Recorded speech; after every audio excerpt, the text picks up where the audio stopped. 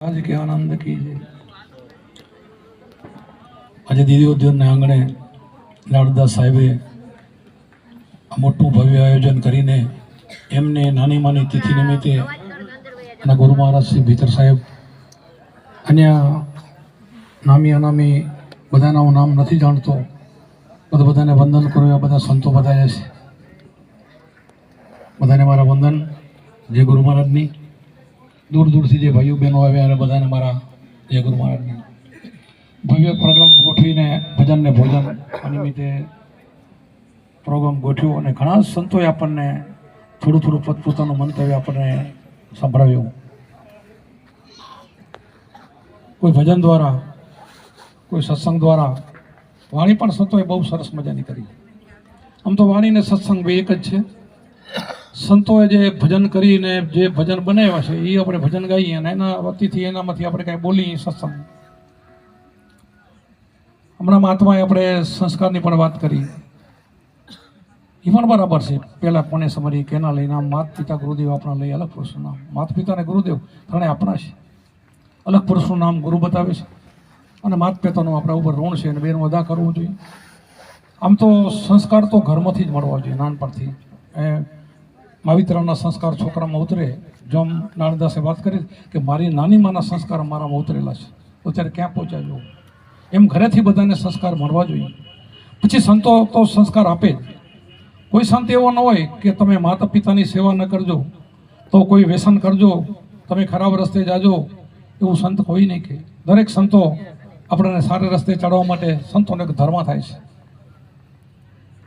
આપણે નવધા ભક્તિમાં કહીએ ને પ્રથમ સંતન કી સંગ. સંતની સંગ થાય ને, આમ તો સંતની સંગ કરવી જોઈએ. સંતની સંગ થઈ જાય તો બધું સુધરી જાય, બધું એમાંથી આવી જાય. જો તમારે ક્યાંય ગોતવા જવું નહીં પડે, સંતનો સંગ કરો તો બધું મળી જશે. માતા પિતાની સેવા, સંસ્કાર આપણે કેવા હોય છે ને કેવા બની જાય, બીજી ભાત પડી જાય. બધાને ખબર છે કે અમે પહેલાં કેવા હતા, અત્યારે ક્યાં છે.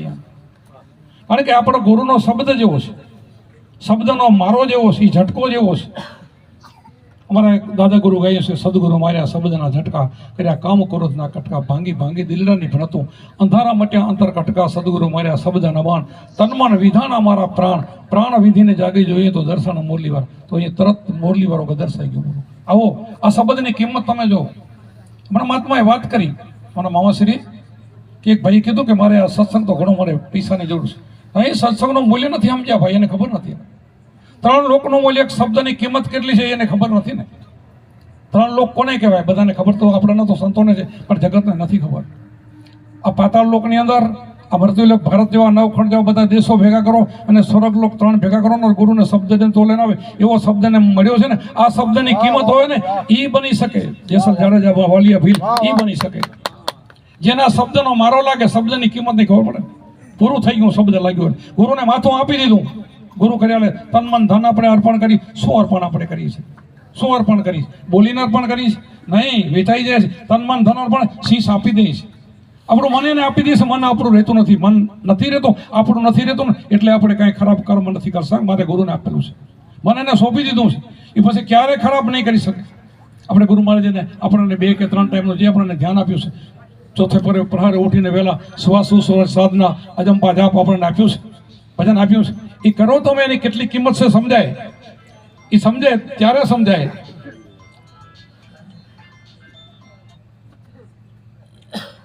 સત્સંગમાં છે, સત્સંગ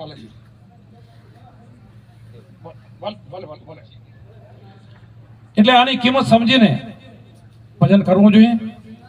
આ ભાઈ જે રંગાઈ ગયા, હું એક મારી વાત જ કરું કે અમારા જ ગામમાં, મારું ગામ ભૂટિકિયા ભીમસર રાપર તાલુકાનું મારું ગામ છે. મારા ભગવાન શ્રી ગુરુ મહારાજ ભીતર સાહેબના જેવા સંભુરમ માલી સમાજના હતા. મારા બાપુના ગુરુભાઈ, મેં ઉપદેશ લીધો 21 વર્ષની ઉંમરે, ત્યારે મારા બાપુ ઉપદેશ ના આપતા. પછી તો મારા બાપુનો શિષ્ય ઘણા બધા છે, પણ ત્યારે નહોતા આપતા. હું ત્યારે 21 વર્ષની ઉંમરે ઉપદેશ લીધો. ત્યારે હું રાજકારણમાં થોડો ઘણો હતો. 15 વર્ષ બિનરી મારી સીટ અને પછી સહકારી મંડળનો પ્રમુખ.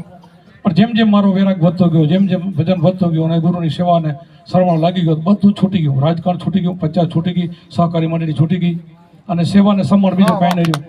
ભક્તિ 30 વર્ષ ત્યાં ફરું છું.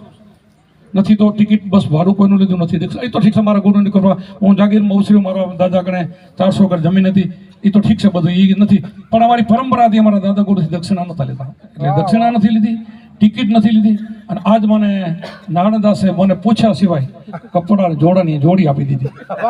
ચિંતામાં પડી ગયો, 7,000 મારા શિષ્યો, 400 કામ છે.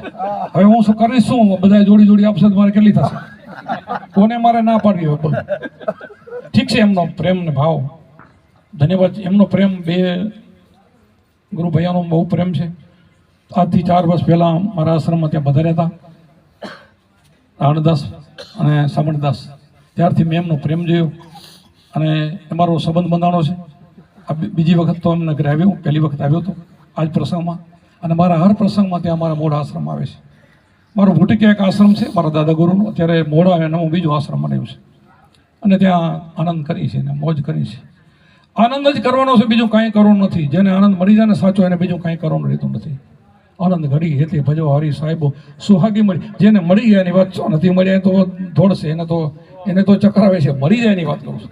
અને ગુરુ મળે ને ન મળે તો, ગુરુ મળે એટલે મળી ગયા. પહેલા તો ગુરુને ભગવાનના સ્વરૂપમાં જોવો ને તો જ મળે ને કે નહીં મળે. અમારા હંસ સાહેબે વાણીમાં કીધું છે કે ગુરુ મહારાજ જે માણસ માને ને એ આંધળો છે. ગુરુને માણસ માને ને એ આંધળો એમ. તો ગુરુને ભગવાનના સ્વરૂપમાં જોવો જોઈએ, એનું કામ છે ભક્તિમાં. એ જ ભક્તિ કરી શકે. તો આપણને ગુરુ મળ્યા તો બધું મળ્યું. એક સાથે સબ સદાય, સબ સાથે સબ જાય. તો સાધના એક કરવાની છે. ઘણું જગત બધું ઘણું કરે છે, 5-5 ફૂટના ખાડા ખોદે,